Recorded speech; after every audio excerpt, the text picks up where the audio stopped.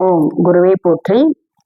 MGS astro TV பார்த்து கொண்டிருக்கும் ஜோதிட நண்பர்களுக்கும் ஜோதிட ஆய்வாளர்களுக்கும் எங்கள் ஆசிரியர் உயர் திரு விஜயன் ஐயா அவர்களுக்கும் முதல்கண் வணக்கம். சேலத்திலிருந்து கோமதி மகேஷ்குமார், சுகர்நாடி ஜோதிடர். ஒரு மனிதருக்கு பார்த்தீங்களா, தொழில் ஆணா இருந்தாலும் பெண்ணா இருந்தாலும் தொழில் மிக மிக இன்றியமையாத ஒரு அமைப்பு. அந்த தொழில் பாவம், தொழில் நின்ற நட்சத்திரம், அந்த 10ஆம் அதிபதி நின்ற நட்சத்திரம் எல்லாமே பார்த்தீங்களா, ஒவ்வொரு ஜாதகத்திலும் ஒவ்வொரு விதிமுறை நம்மளுக்கு சொல்லி கொடுக்குதுங்க. ஒவ்வொரு ஜாதகத்திலையும் நம்மளுக்கு சுகர் நாடி விதிமுறையில ரொம்ப அழகா தெளிவா நம்ம எடுத்து சொல்லலாம்.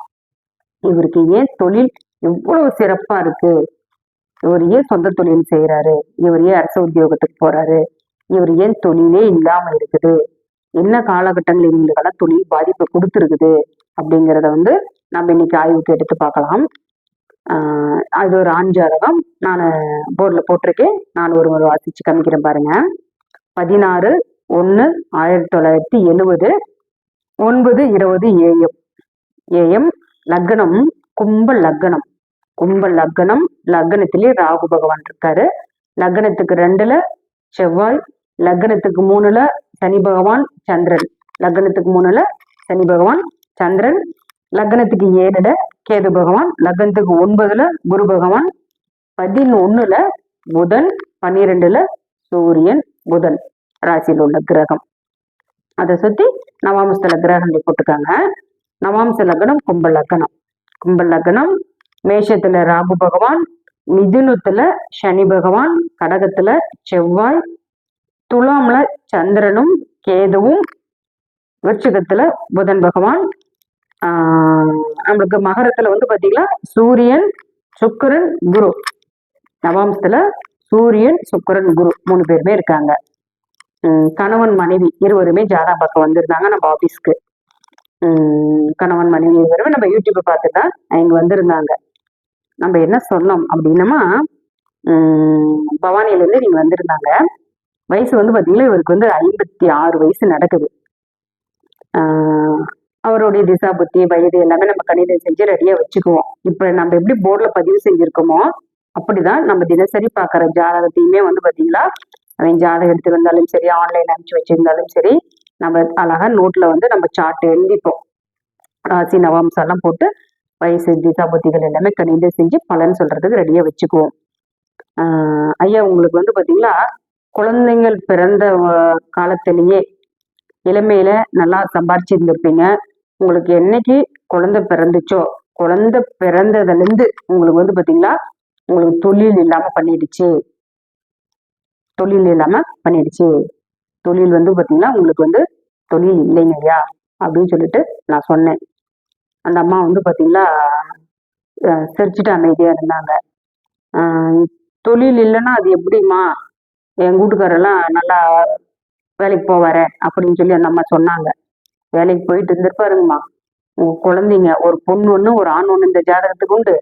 இந்த குழந்தைங்க எப்ப பிறந்தாங்களோ அந்த குழந்தைங்க பிறந்ததுமே பாத்தீங்களா, இவருக்கு தொழிலுக்கு போகணுங்கிற எண்ணமே இல்லை.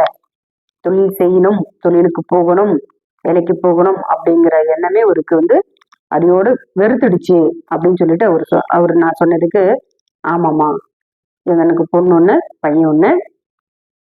நான் பாத்தீங்களா எங்க பிள்ளைங்க பிறக்கிறதுக்கு முன்னால வேலைக்கு போனதா, எங்க பிள்ளைங்க பிறந்ததுக்கு அப்புறம் நான் உத்தியோகத்துக்கே போகல, எந்த வேலைக்குமே போகலமா, வீட்டுலதான் இருக்கிறேன் அப்படின்னு சொல்லிட்டு அந்த ஐயா சொன்னாரு. சரி, நாம இப்படி சொன்னோம், அதுக்கு உண்டான வழிமுறைகள் எல்லாமே நம்ம சொல்லி அமுச்சு வச்சுட்டோம். இவங்கள கணவன் மனைவி அமுச்சு வச்சுட்டோம். இப்ப நம்ம சுகர் நாடியில ஆய்வு செய்யும் நண்பர்களுக்கு எப்படி நம்ம இந்த விதிமுறை எடுத்து சொன்னோம். ஒரு மனிதருக்கு குழந்தை பிறந்ததுக்கு அப்புறம் பாத்தீங்களா, பல மடங்குல வளர்ச்சி கொடுக்குற ஜாதகமும் இருக்கு, பல மடங்குல வீழ்ச்சி கொடுக்குற ஜாதகமும் இருக்குது இல்லையா.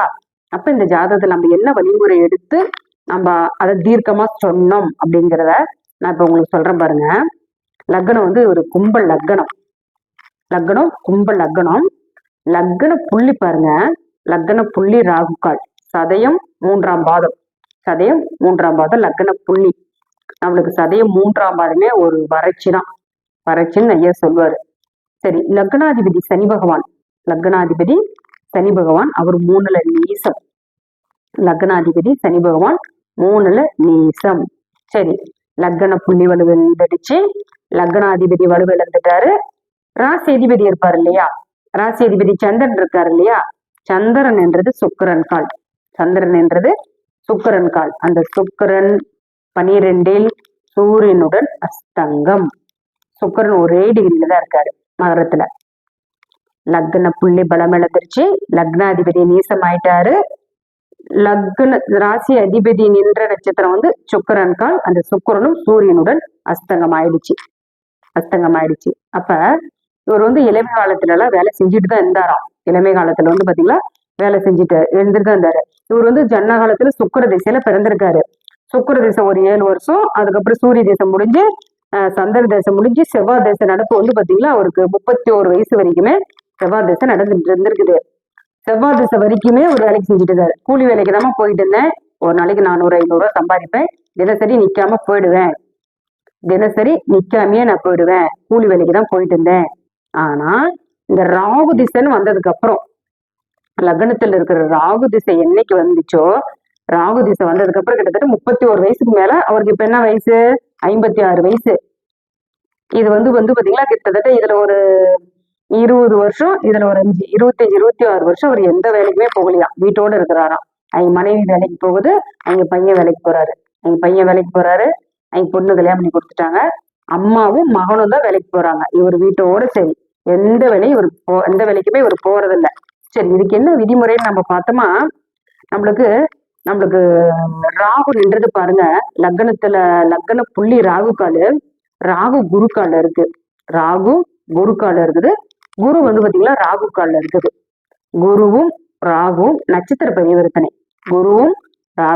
நட்சத்திர பரிவர்த்தனை. சரி, அந்த ராகுக்கு 1-5-9 என்னென்ன கிரகம் இருக்கு அப்படின்னு நம்ம பார்த்தோமா, ராகு நம்மளுக்கு ரிவேஸ்ல தான் பயணம் பண்ணுவாரு.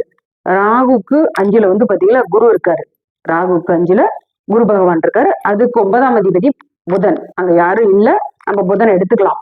அப்ப ராகுக்கு 5ல குரு இருக்காரு, குரு நின்றது ராகு கால், குரு கால். குரு சண்டால தோஷம். பிள்ளைங்க பிறந்த உடனே வந்து பாத்தீங்களா அது குழந்தைங்களுக்கு பாதிப்பு கொடுக்கல, குழந்தை பாதிப்பு கொடுக்கறதில்ல, குழந்தைங்க பிறந்ததுக்கு அப்புறம் அதுவே வந்து பாத்தீங்களா ஒரு பாதிப்பா வந்து பாத்தீங்களா அவருக்கு தொழில் தடையை கொடுத்துருச்சு.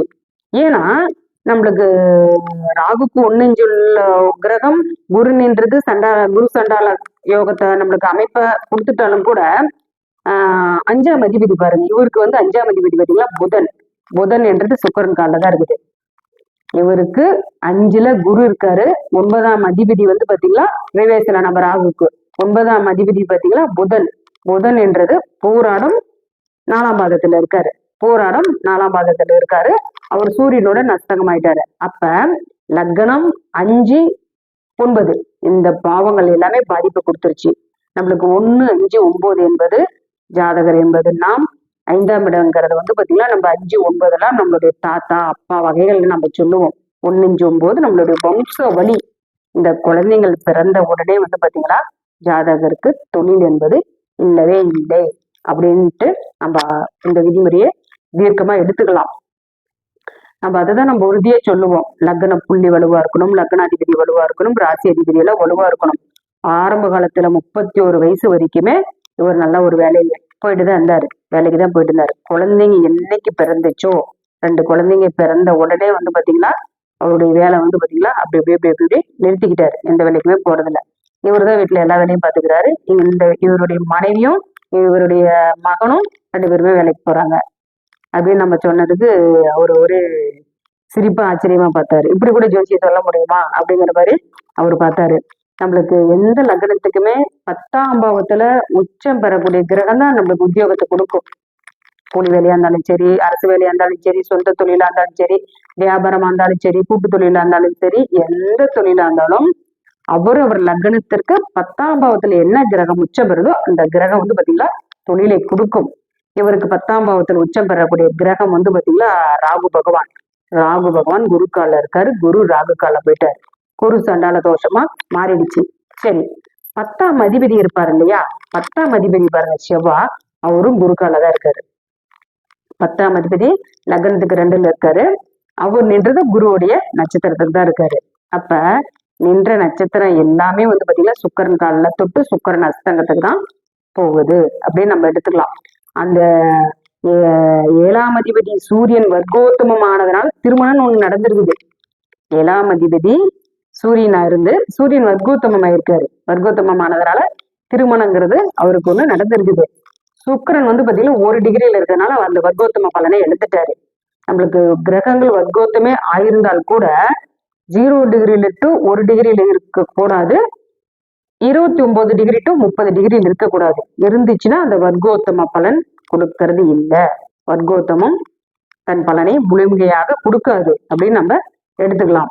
நம்மளுக்கு எப்பவுமே 10ஆம் பாவத்துல என்ன கிரகம் உச்சமோ அல்லது 10ஆம் அதிபதியோ நம்மளுக்கு வந்து பாத்தீங்கன்னா ஒரு தொழிலை கொடுத்துருவாரு. இது வந்து பாத்தீங்கன்னா அந்த குரு பாருங்க, நம்மளுக்கு 10ஆம் பாவத்துல உச்சம் பெறக்கூடிய ராகுன்றது குருக்கால். குரு நவாம்சத்துல ராசியில 9ல் இருந்து அவர் நவாம்சத்துல நேசமாயிட்டாரு பாருங்க. நவாம்சத்துல நேசமாயிட்டாரு. ஒரு ஜாதகத்துல குரு என்பது ஜீவன், சுக்கிரன் என்பது ஜீவி. குரு என்பது ஜீவன், சுக்கிரன் என்பது ஜீவி. ஜீவனும் ஜீவியும் கெடவே கூடாது. கெட்டுடுச்சுன்னா அந்த லக்னம் அந்த ஆத்மா வந்து எதையுமே விரும்பி செய்யாது. எல்லாமே வந்து பாத்தீங்களா ஒரு தாழ்வு மனப்பான்மையுடைய ஒரு விரக்தியுடனே இருக்குன்னு நம்ம சொல்லலாம். அதே மாதிரி இவருடைய குழந்தைங்க ஜாதகத்திலேயே வந்து பாத்தீங்களா சந்திரன் வந்து சூரியன் கால இருந்துச்சு. சந்திரன் வந்து பாத்தீங்களா சூரியன் நட்சத்திரத்துல இருக்கவே கூடாது. அது குழந்தைங்களுடைய ஜாதகத்துல இருந்தாலும் சரி, இப்படி நம்ம பார்த்தோமாலுமே எங்களுடைய 2 குழந்தைங்களுடைய ஜாதகத்திலையும் சந்திரன் சூரியன் கால்ல கிருத்திகை உத்திரம் உத்திராடம் நட்சத்திரத்துல இருந்துச்சுன்னா அந்த குழந்தைகள் வளர வளர அந்த தகப்பனாருக்கு வந்து பாத்தீங்கன்னா மேன்மை இருப்பது இல்லை.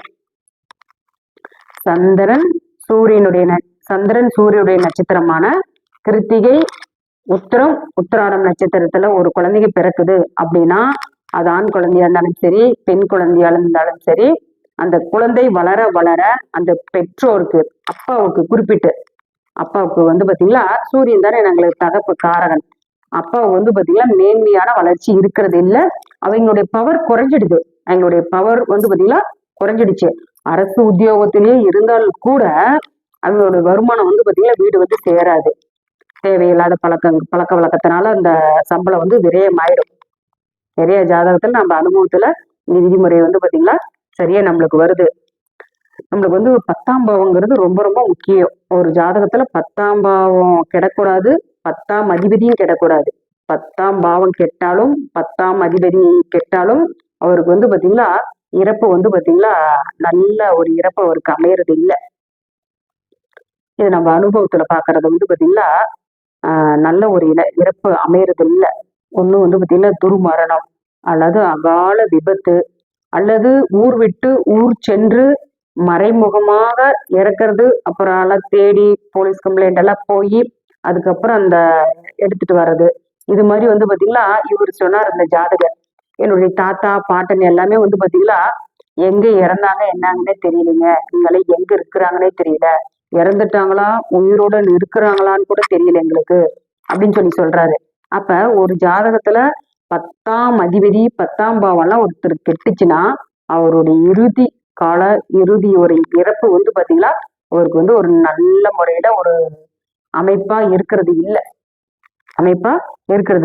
நம்மளுக்கு வந்து பாத்தீங்கன்னா ஊர் விட்டு ஊர் சென்று இறக்குறது, இல்லைன்னா எங்க இருக்கிறாங்கன்னே தெரியாம தலைமறைவாவே மறைமுகமாவே இருக்கும். அவங்களுடைய உயிரோட இருக்காங்களா இல்லையாங்கிறது தெரியாம கூட இருக்குது.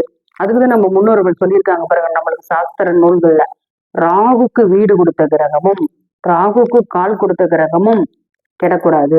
கெட்டுடுச்சுன்னா அவங்க பூர்வ புண்ணிய தீவினை மட்டும்தான் அந்த ஜாதகர் அனுபவிப்பார் அப்படின்னு சொல்லிட்டு நம்மளுக்கு நிறைய நூல்கள்ல கொடுத்துருக்குறாங்க, ஆசிரியர் சொல்லி கொடுத்துருக்காங்க. அதுதான் நம்ம பிரதானமா எடுத்துக்கணும். ராகுக்கு வீடு கொடுத்த கிரகமும் ராகுக்கு கால் கொடுத்த கிரகமும் கேந்திர திரிகோணத்துல வந்து ஆட்சி உச்சு நட்பு பெற்றுடுச்சுன்னா அவங்க முன்னோர் செய்த பூர்வ புண்ணியமே அந்த ஜாதகத்துக்கு பலம். அவருக்கெல்லாம் யாருமே நம்ம ஒரு முதலீடு போட்டு கொடுக்கணுமோ, ஒரு வழிகாட்டி விடணுமோ, ஒரு புத்தி சொல்லணுமே கிடையாது. அந்த ஜாதகருடைய சுய முயற்சியாலே இவர் முன்னுக்கு வந்துருவாரு. அந்த ஜாதகருடைய சுய முயற்சியாலே முன்னுக்கு வந்துருவாரு. அவங்க தாத்தா பாட்டி செஞ்ச பாட்டன் பூட்டன் செஞ்ச பூர்வ புண்ணிய பலன், அந்த தர்ம பலன் ஒட்டுமொத்தையும் அந்த ஜாதகர் அனுபவிப்பார். அந்த ஒட்டுமொத்த பலனையும் நல்வினை பலன் அனைத்துமே இந்த ஜாதகர் அனுபவிப்பார். அதுதான் நம்ம ராகுக்கு வீடு கொடுத்த கிரகமும் கால் கொடுத்த கிரகமும் கேந்திர திரிகோணத்துல இருக்கணும். இருந்துச்சுனாவே அதுவே நம்மளுக்கு போதும். நல்ல தொழிலை கொடுத்துரும், நல்ல பருவத்துல ஒரு திருமணத்தை கொடுத்துரும், நல்ல குழந்தை குட்டிகளை கொடுத்துரும், நல்ல வருமானத்தை கொடுத்துரும், வீடு மண் மனை வாகனம் எல்லாமே எங்களுக்கு நிறைவா இருக்கும். அதே மாதிரி மனிதருக்கு 10ஆம் பாவம் சிறப்பா இருக்கணும் சார். 10ஆம் அதிபதி சிறப்பா இருக்கணும். 10ஆம் பாவத்தில் உச்சம் பெறக்கூடிய கிரகம் எல்லாம் கேந்திர திரிகோணத்துல எல்லாம் ஆட்சி உச்சம் பெற்றுச்சுன்னா அவங்க எல்லாம் பாத்தீங்கன்னா எந்த தொழில் செஞ்சாலுமே செஞ்சுட்டு தான் இருப்பாங்க. சிறப்பா செஞ்சுட்டு இருப்பாங்க. ஒரு கூலி வேலைக்கு போனாலும் சரி, ஒரு கம்பெனிக்கு ஓனர் போட்டாலும் சரி, தொழில் அதிபரா இருந்தாலும் சரி, என்ன வேலை பாக்குறாங்களோ அந்த வேலையில அவருக்கு ஒரு மதிப்பு மரியாதையுடன் அந்த உத்தியோகம் கொடுக்கும் அப்படின்ட்டு நம்ம எடுத்துக்கலாம். MGS அஸ்ட்ரோ டிவி பார்த்து கொண்டு இருக்கும் ஜோதிட நண்பர்களுக்கு இந்த விதிமுறை மிக பேருதவியா இருக்கும் என்று சொல்லிக்கொண்டு, MGS சேனலை பாத்தீங்கன்னா சப்ஸ்கிரைபர் பண்ணுங்க. தெரிஞ்ச நண்பர்களுக்கு பாத்தீங்கன்னா ஷேர் பண்ணுங்க. நீங்க ஒவ்வொரு வீடியோஸும் பாத்தீங்கன்னா சப்ஸ்கிரைப் பண்ண நம்ம தொடர்ந்து வீடியோக்கள் நம்ம ஜோதிட நண்பர்களுக்கு விதிமுறையுடன் கொடுத்துட்டு இருக்கிறோம். எல்லாருமே இந்த விதிமுறையை ஆராய்ச்சி பண்ணி பாருங்க. நன்றி, வணக்கம்.